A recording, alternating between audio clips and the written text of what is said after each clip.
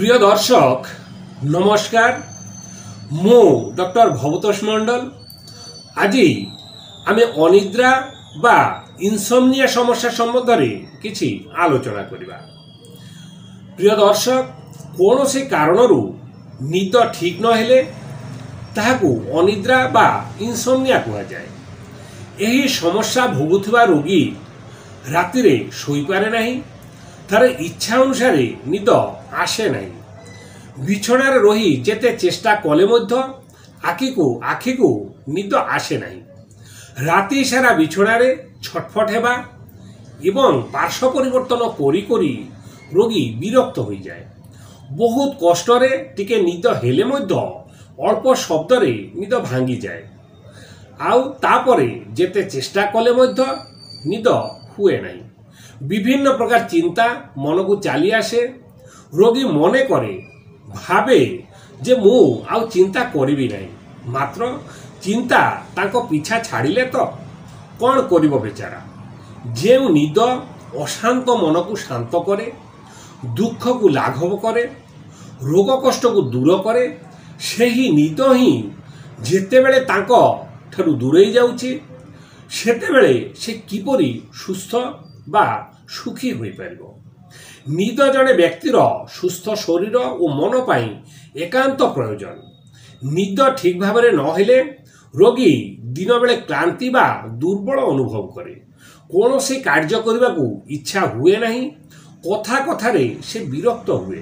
ଚିଡ଼ଚିଡ଼ା ସ୍ୱଭାବ, ମୁଣ୍ଡ ବଥା, ଅନ୍ୟମନସ୍କ ହେତୁ ଆକ୍ସିଡେଣ୍ଟ ହେବାର ସମ୍ଭାବନା ବଢ଼ିଯାଏ।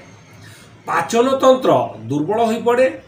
ଏସିଡ୍, ଗ୍ୟାସ୍, ଅଜୀର୍ଣ୍ଣ ପରି ସମସ୍ୟା ସୃଷ୍ଟି ହୁଏ। କାର୍ଡ଼ିଓଭାସ୍କୁଲାର ଡିଜିଜ୍ ହେବାର ସମ୍ଭାବନା ବଢ଼ିଯାଏ। ହାଇ ବ୍ଲଡ଼ ପ୍ରେସର, ଡାଇବେଟିସ୍, ଏପରିକି କ୍ୟାନ୍ସର ପରି ରୋଗ ହେବାର ସମ୍ଭାବନା ବଢ଼ିଯାଏ। ନିଦ୍ରାହୀନତା ଯୋଗୁଁ ଯୌନ ସମସ୍ୟା ସୃଷ୍ଟି ହୁଏ। ସନ୍ତାନ ଜନ୍ମ କରିବାର କ୍ଷମତା କମିଯାଏ। ଇମ୍ୟୁନ୍ ସିଷ୍ଟମ ଦୁର୍ବଳ ହୋଇପଡ଼େ।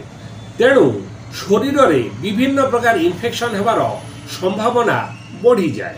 ଏହି ଅନିଦ୍ରା ବା ଇନସୋମନିଆ ସମସ୍ୟାର କାରଣ ଗୁଡ଼ିକ ମଧ୍ୟରେ ମାନସିକ ଚିନ୍ତା, ଯେପରି ନିଜ ଲୋକର ଅସୁସ୍ଥତା, ମୃତ୍ୟୁ ବା ପ୍ରିୟଜନ ଠାରୁ ବିଚ୍ଛେଦ, ବିଜନେସରେ ଲସ୍ ହେବା, କର୍ମସ୍ଥଳରେ ଟେନସନ୍, କେମିକାଲ ଯୁକ୍ତ ଔଷଧ ସେବନ, ଆଲକୋହଲ, ନିକୋଟିନ୍ ପରି ଉତ୍ତେଜକ ପଦାର୍ଥ ସେବନ, ବିଭିନ୍ନ ପ୍ରକାର ରୋଗ ଇତ୍ୟାଦି ଜଣେ ବ୍ୟକ୍ତିର ନିଦକୁ ପ୍ରଭାବିତ କରିପାରେ।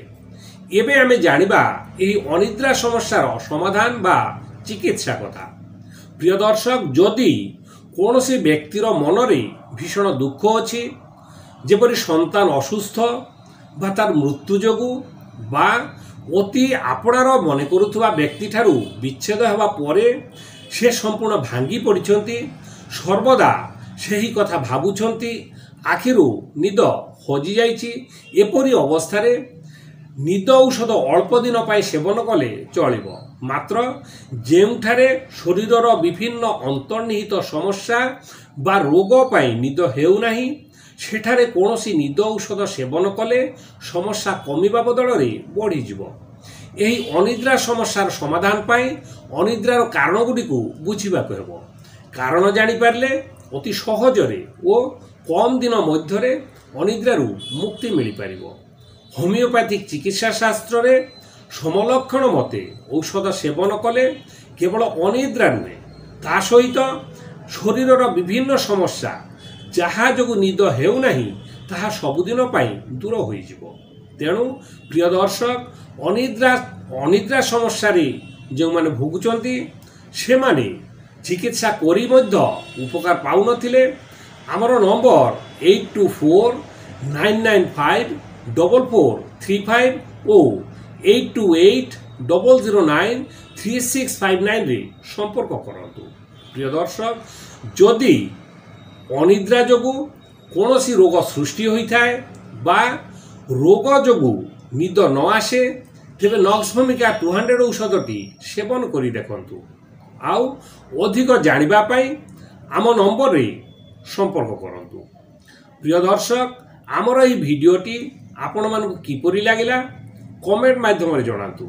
ଯଦି ଭଲ ଲାଗିଥାଏ तेबे एही भिडियोटी को लाइक और शेयर करी निजे सुस्थ हवा सहित अन्य रोगी को सुस्थ हवा को सहयोग करंतु।